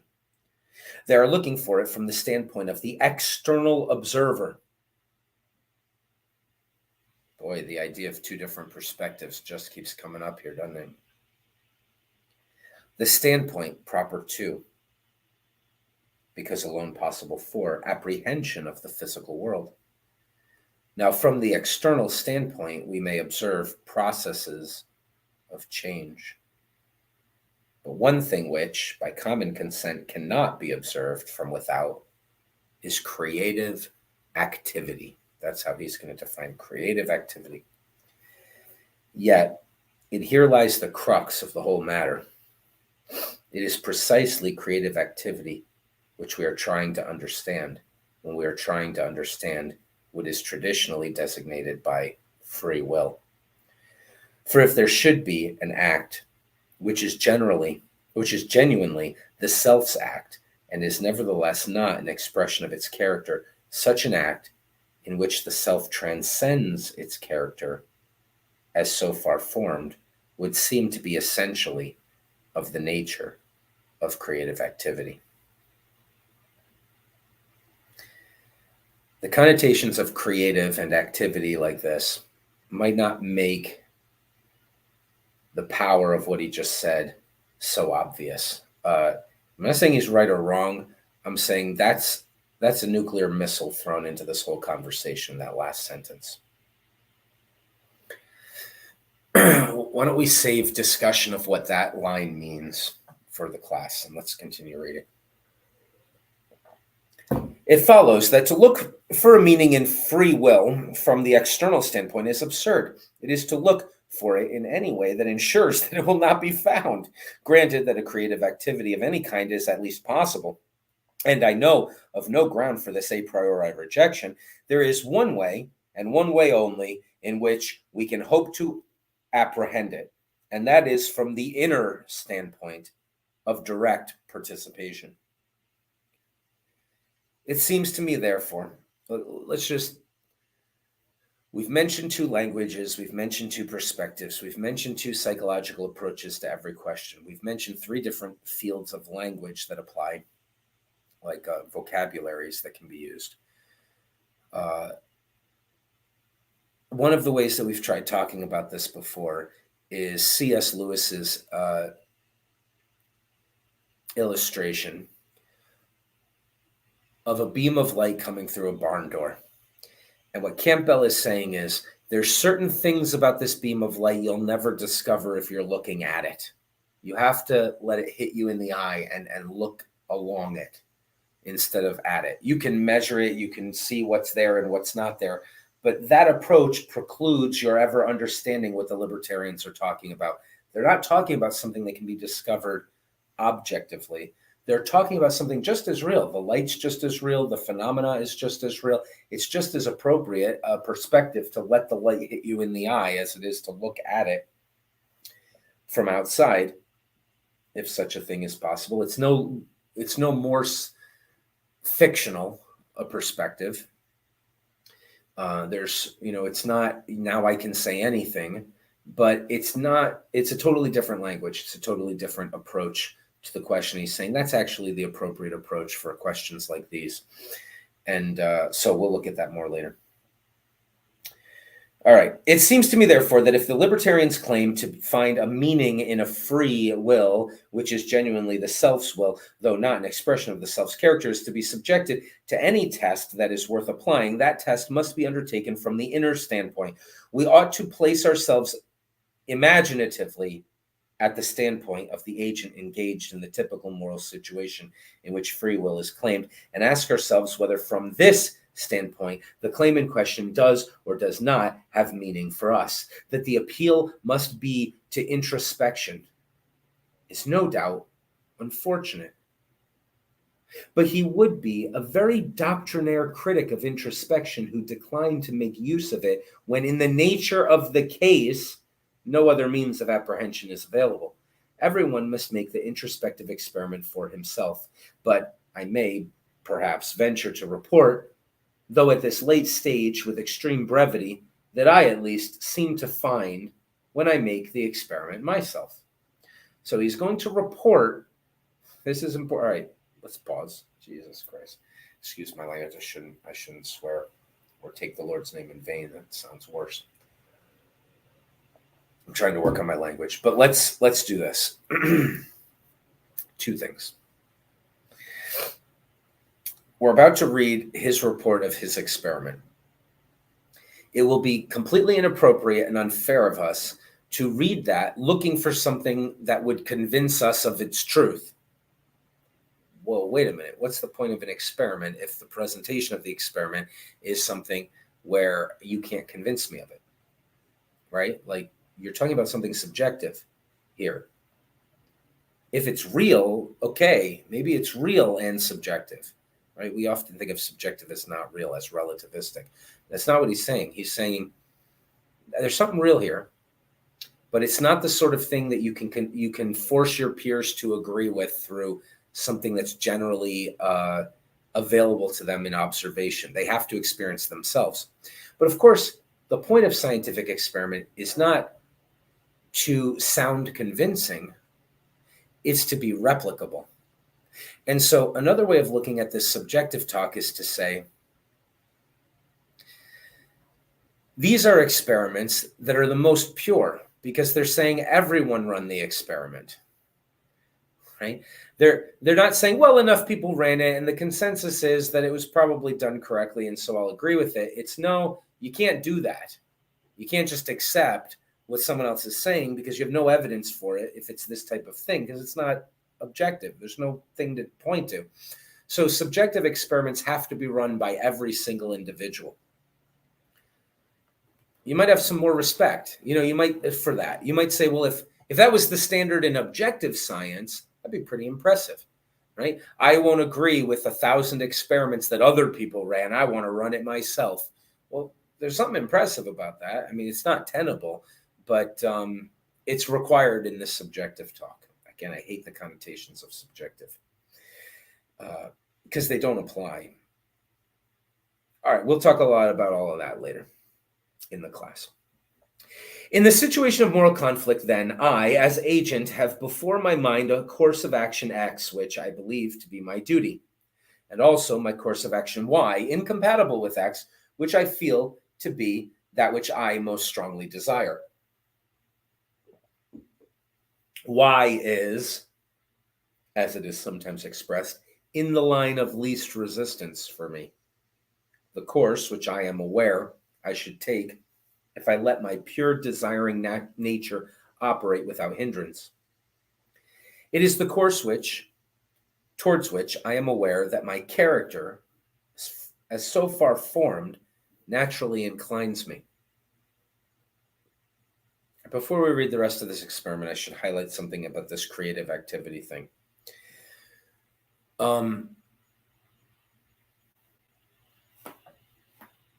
Here's an idea. The hard determinist is saying, whatever you were born as, whatever your genetic makeup, whatever your great-great-great-great-great-grandparents, all of them came together to make you, you didn't choose any of that, whatever makes you up with your natural inclinations and all the things that have happened to you and all of the impressions left on you from all of that, your environment, as we say, and the specific situations around you right now, that determines what you will do.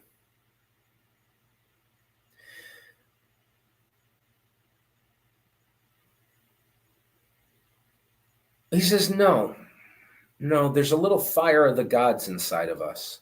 There's a little spark of the divine. Actually, that makes up almost everything we are. It would be like saying a gymnast,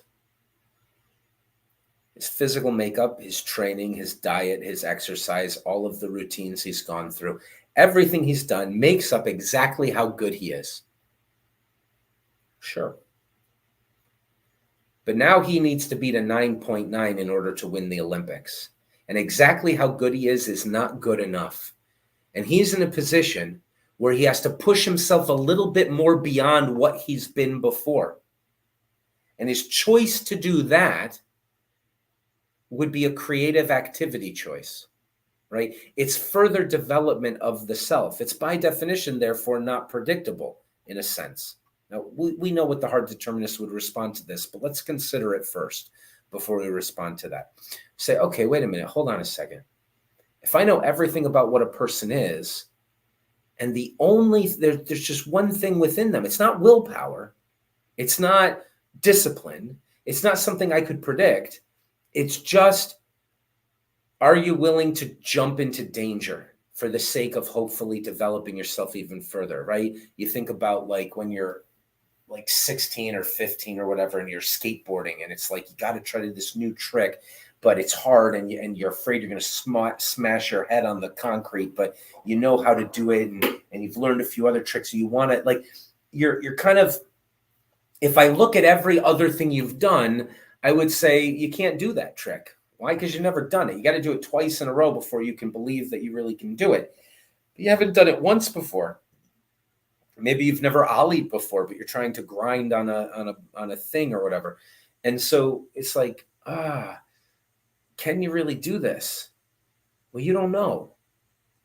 And there's no real, it's sort of outside determinism is what he's suggesting, is that the ongoing creation and sustaining of being, the bringing into the world of new things, is a part of what we do very, very rarely, but it's a part of what we do. Like what everything else we do can be described deterministically. And he has the same thing that libertarians often talk about. It's like, I'm not saying everything you do is totally free. I'm saying determinism works for almost all of it. But he's really dissected down to something new that we haven't heard before, which is not my willpower to choose the right thing when I want to do another thing, but maybe something like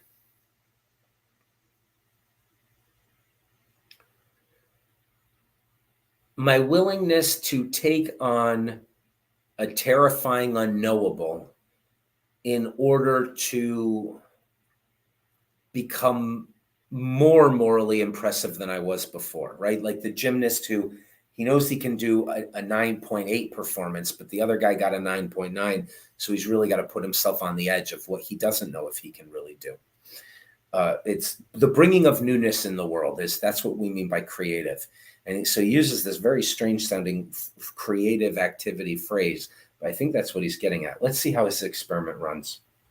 Let's see if any of that applies. So I just suspect he might be going there. Right. So his character, it's all set up in the usual way. Now, as actually engaged in this situation, I find that I cannot help believing that I can rise to duty and choose X. The rising to duty being affected by what is commonly called effort of will. And I further find, if I ask myself just what it is I am believing when I believe that I can rise to duty, that I cannot help believing that it lies within me here and now, quite absolutely, which of two genuinely open possibilities I adopt. Whether that is, I make the effort of will and choose X, or on the other hand, let my desiring nature, my character as so far formed, have its way and choose Y, the course in the line of least resistance.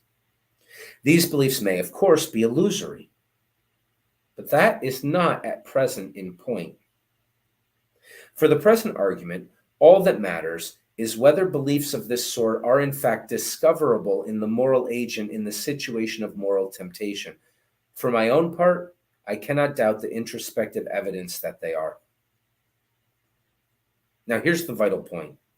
No matter which course X or Y I choose in this situation, I cannot doubt qua practical being engaged in it, that my choice is not just the expression of my formed character, and yet is a choice made by myself. For suppose I make the effort and choose X, my duty, since my very purpose in making the effort is to enable me to act against the existing set of desires, which is the expression of my character as so far formed. I cannot possibly regard the act itself as the expression of my character. On the other hand, introspection makes it equally clear that I am certain that it is I who chose, that the act is not an accident, but is genuinely my act. Or suppose that I chose Y, the end of strongest desire. The course chosen here is, it is true, in conformity with my character, but since I find myself unable to doubt that I could have made the effort and chosen X, I cannot possibly regard the choice of Y as just the expression of my character. Yet, here again, I find that I cannot doubt that the choice is my choice, a choice for which I am justly to be blamed. Let's pause. Take everything that the determinist can put a number on in the hypothetical situation that they know all of the factors of who you are and what goes into you making a choice and all of the things that are working on your mind to make you choose one thing or another. Take all of that together. He says, my experience is, and I can't prove it, and it could be an illusion, and you don't have to accept it, but I'm reporting to you that my experience is that I know I could do something else. I really do. I really do. And maybe that's just an illusion, but my experience is that that's true. And it's from my feeling that that's true that I feel like I'm blameworthy or laudable. Now, let's take that creative activity notion again here and say this.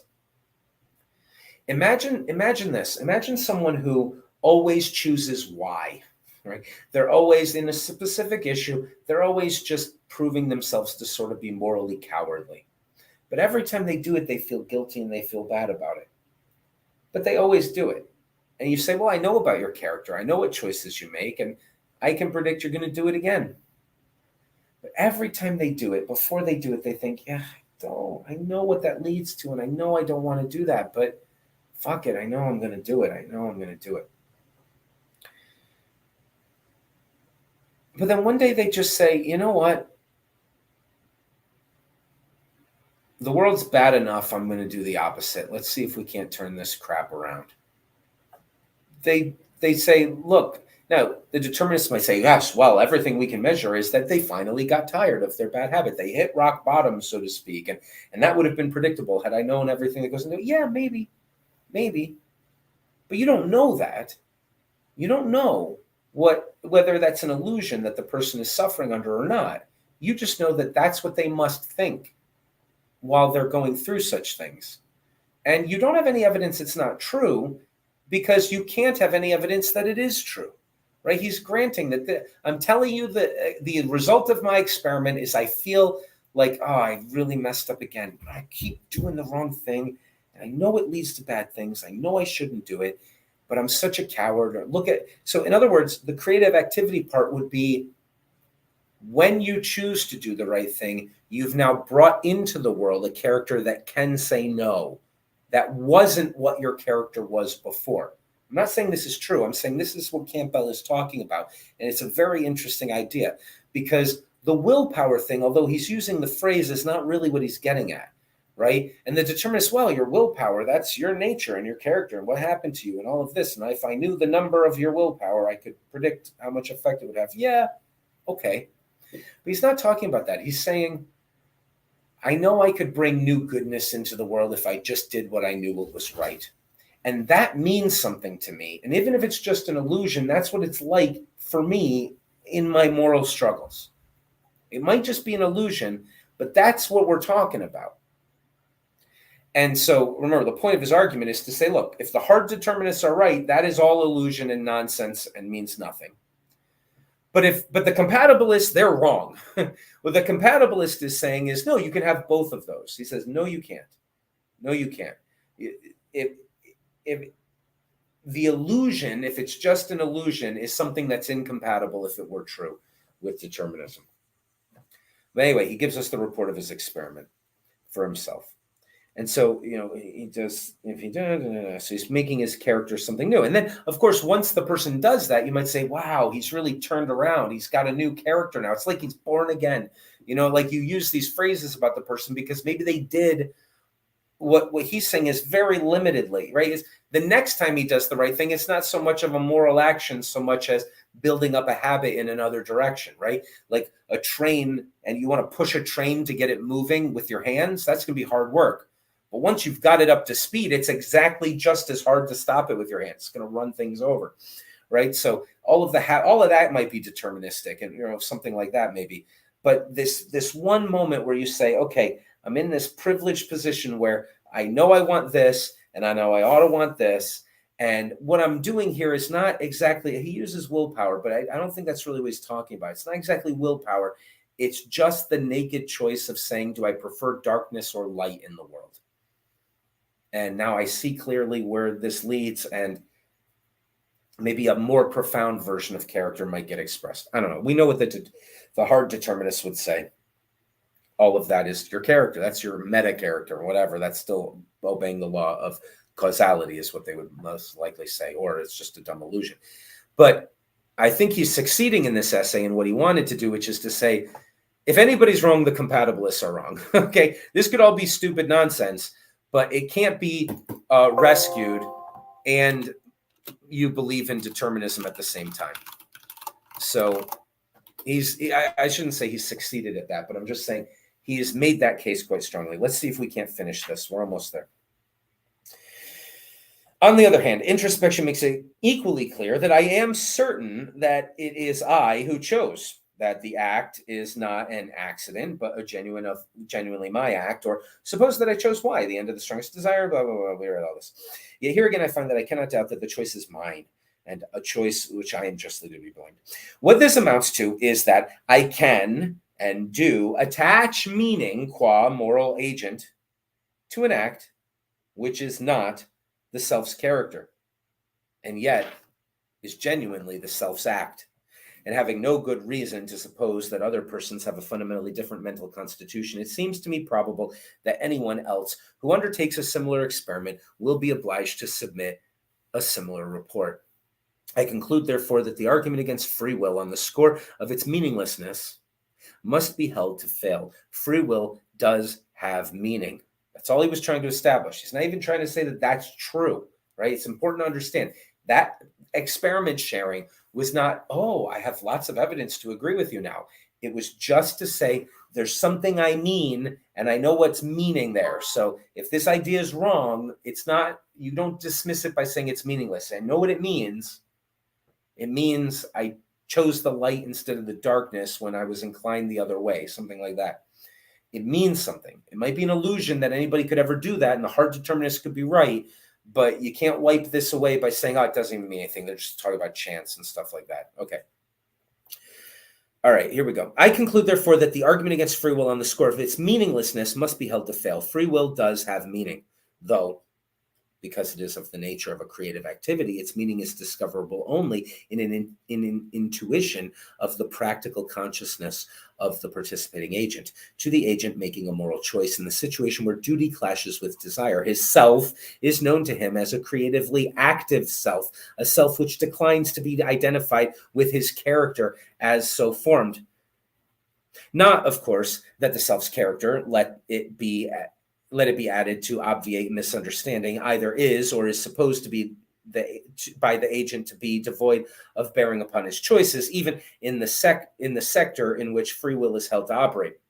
On the contrary, such a bearing is manifest in the empirically verifiable fact that we find it harder, as we say, to make the effort of will required to rise to duty in proportion to the extent that the dutiful course conflicts with the course to which our character is so far formed inclines us.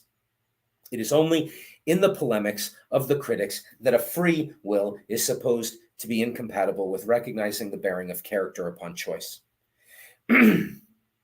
But what, it may be asked, of the all-important questions of the value of this subjective certainty, even if what you say is sound phenomenologically, is there any reason to suppose that the conviction on which you lay so much stress is in fact true? I agree that the question is important, far more important, indeed, than is always realized. For it is not always realized that the only direct evidence there could be for a creative activity like free will is an intuition of the practical consciousness. But this question falls outside the purview of the present paper. The aim of the paper has not been to offer a constructive defense of free will. It has been to show that the problem as traditionally posed is a real and not a pseudo problem. A serious threat to that thesis, it was acknowledged, arises from the apparent difficulty of attaching meaning to an act which is not the expression of the self's character, and yet is the self's own act. So I only have to do two things. I'm only trying to do two things. Well, I'm only trying to do one thing, but to do that, I need to do this other thing. But I'm not proving free will here. I'm just showing that the argument's the way we originally thought it was. It's not a pseudo problem. And to do that, I have to show that at least what we're saying on the other side is coherent and is meaningful. The object of my brief phenomenological analysis was to provide evidence that such an act does have meaning for us in the one context in which there is any sense in expressing it, in expecting it to have meaning. My general conclusion is, I fear, very unexciting. It is merely that it is an error to suppose that the free will problem, when correctly formulated, turns out not to be a problem at all. This really is a problem. Determinism, let's fight it out. Laboring to reinstate an old problem is dull work enough. But I am disposed to think that the philosophic situation today calls for a good deal more dull work of a similar sort. He's saying we've fooled ourselves into thinking we've solved this problem. The compatibilists have anyway. The only point of this paper is to show that the problem really exists. Free will, the way we mean it, morality and moral responsibility, the way we mean it, is incompatible with determinism. So now that 95% of you are all in one of these compatibilist camps, let me disabuse you of that notion and let's get back to really working on the problem because it really exists. And to do that, I had to do this other argument about how our side isn't incoherent. There's a battle here and I'm on one side and you guys want us all to call a truce, but I'm going to tell you there's a battle here. I want the war to start again. Let's figure out the answer to this. We're nowhere near it like you guys think we are. And we're ready to fight. Our side has an argument to be heard and you have to answer it. And we have some meaning that you're losing. So at least the whole point of this was to get rid of the compatibilist truce. So with that, we will stop and we will have our discussion in the class on Thursday evening, which is tomorrow. So Thursday evening, we'll talk all about this. And I might do the recording for the next one, which we'll talk about Friday.